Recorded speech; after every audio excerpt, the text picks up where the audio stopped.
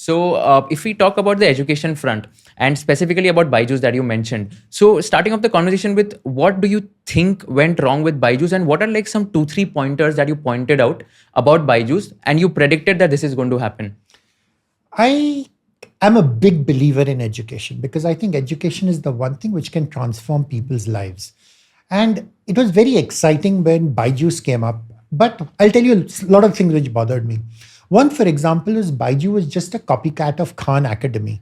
But what's even worse is they were charging an arm and a leg for it. Even that I don't care. I'm a capitalist, you're adding value, you're charging money, that's fine. But don't lie to people. And that was the biggest problem. They were incentivizing their employees to lie to parents. Now, these are typically low-income parents because low-income parents are ignorant, they're gullible, they don't understand. A tablet was cool, you're watching videos, they made all kinds of promises. But their key was, if you are not satisfied, we will refund your money. And they never refunded that money. And they just gave people such a hard time. And it just kept on blowing up. Now, at some point, really, I'm a well-off doctor. I'm an IVF specialist. I had nothing to do with education or anything else at all. And then people say, the very fact that you picked on BYJU's, there was a problem. Maybe BYJU's rejected you as an investor. Maybe you had a competing company with BYJU's and therefore you wanted to pull BYJU's out. I said, honestly, none of that is true. It's just that I care about students. And I think if this is what's going to happen, it's going to end up badly for the students. Honestly, I don't even care about how BYJU. Suppose BYJU had an IPO and made billions of bucks. Good for them. What difference does it make? But you're hurting the students. And I think that's the one thing which bothers me.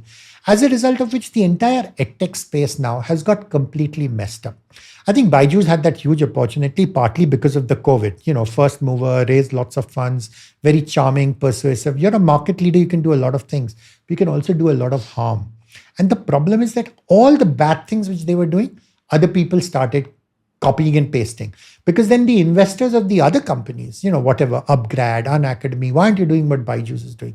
Look at how much they're growing. You're an idiot. You're not doing enough. Everyone would then copy and paste. You can just imagine how toxic everything just started getting. And that bothered me. So initially, a lot of it, because it was on LinkedIn, it was mostly about employee experiences. Then when you drill down further, you find this is what had happened.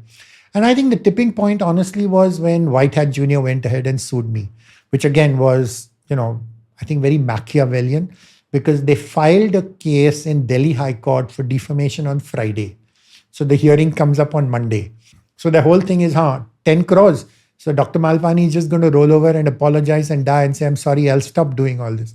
Didn't happen is a different thing. And that matter is still live and we'll see wherever it goes. So I think BYJU had a huge opportunity if it can used properly, because there is no shortage of the demand for education. I think it was just primarily greed. And I think sometimes that's what bothers me about the VC system is all we've done is we've copied and pasted what works in Silicon Valley. And we're not Silicon Valley. We need to be able to adapt to our circumstances. But I'll also tell you one thing. I'm very grateful to BYJU's. Okay, why? Think about it. If I had not had this panga with BYJU's, I would never have got into the education space, so to say. It's because I had it. And the commonest criticism was, तुम बातें तो बड़ी करते हो, but why are you blaming BYJU's? अपनी education system ही rotten है. वो तो बेचारे क्या कर रहे हैं? Coaching classes तो सदियों से आई है. They're just doing a better job. Or that was one.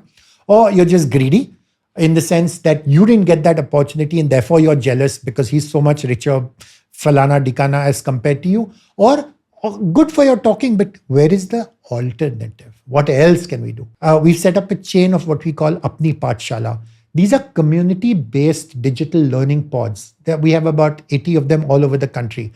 And we made a lot of mistakes, and I'll come through some of that.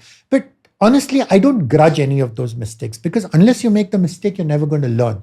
So I think of all these as experiments. And the fact is, because the technology is going to change, the offering we're going to do is going to change. But the basic principle remains the same. Put the student first. Respect the student. Trust that the student knows what he wants and then help him to get to wherever he does. So we have a lot of these philosophies that Apni Pathshala should be a safe learning space. No one's bullying you, no one's threatening you, there are no exams, you got to finish this, there's no homework. Hey, come, it's optional. Come because you enjoy coming. So that's one thing. Plus, there's a lot of socialization because you're learning with and from your friends. Because again, we get all these standard complaints. School is important because that's where you make friends. School's completely broken. I'll come back to that again afterwards.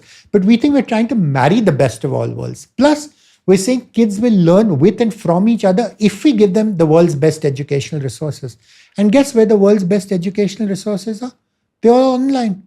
The world's best teachers teach online as a labor of love because they want to teach. They're not being paid a salary. They don't care about anything else. I'm so excited about this. I want to show the world what physics is, calculus is, whether it's Amoeba Sisters on YouTube or whatever else.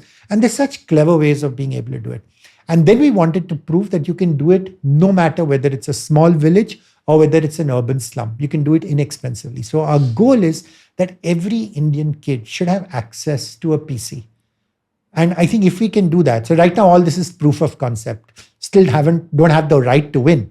But honestly, there's so much money in India and people care so much about the next generation because really the only competitive edge which India has is its demographic sweet spot and its human capital. And we're throwing that away, which is why you have all these graduates who are unemployed, who are looking for the same Naukri.com, who are spamming all employers with the same, I want a job. That's the worst way to get a job. But everyone's doing the same thing. You know why? Because they can't think for themselves. And that is the last thing which bothers me. When you do a root cause analysis, why is India such a mess today? It's because citizens don't have the ability to think for themselves. They're not taught to think critically.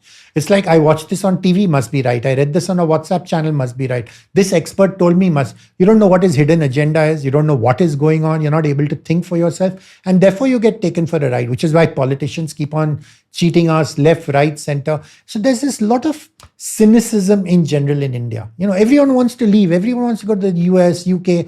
If I can't go, I'll send my kid abroad. I think that's so terrible.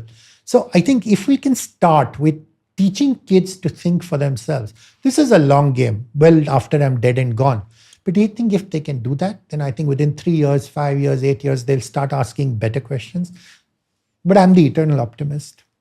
Got it. If you learned something new from this video, do share it with your friends and subscribe to this channel so that we can bring you the best content possible. Also, if you want to watch this entire episode, click on the link in the description box and you can go to Kushal Lodha YouTube channel and watch the entire podcast episode. Thank you so much for watching this and have an amazing day.